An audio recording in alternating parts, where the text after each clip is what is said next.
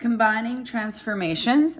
So what we're going to do is we're going to put those stretches and reflections now in with our translations.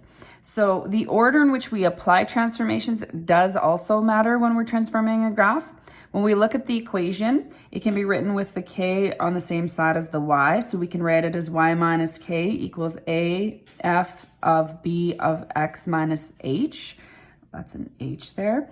Or I prefer moving this k to the other side and having y by itself. So a, b, h, and k are the parameters.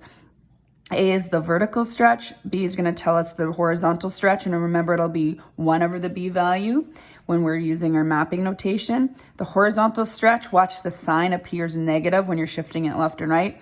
And then the k value here. So if the k value is on the right-hand side with the, or on the, not with the y, then if it's the same sign for the up and down, whereas if it's over here, it's the opposite sign. So when you're applying transformations though, you have to stretch and reflect before you would translate it or move it up, down, right, or left. So it's very important. Anytime you're even describing a graph, even if order is not mentioned, the expectation is that you do describe what you would do to a graph in the correct order. So you have to talk about stretches and reflections first. And that's simply because of the order of operations. If I was to plot these coordinates and apply mapping notation, I would multiply and divide before I would add and subtract. Now I just wrote multiply here because we're always multiplying. We're not actually dividing because we multiply by reciprocals.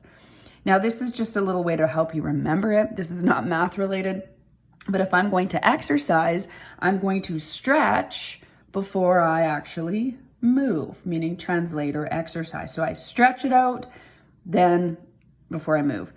Doesn't really help you with the reflections, but if you're multiplying, you do that. So I always use my mapping notation, and then if I have to move, I do that afterwards.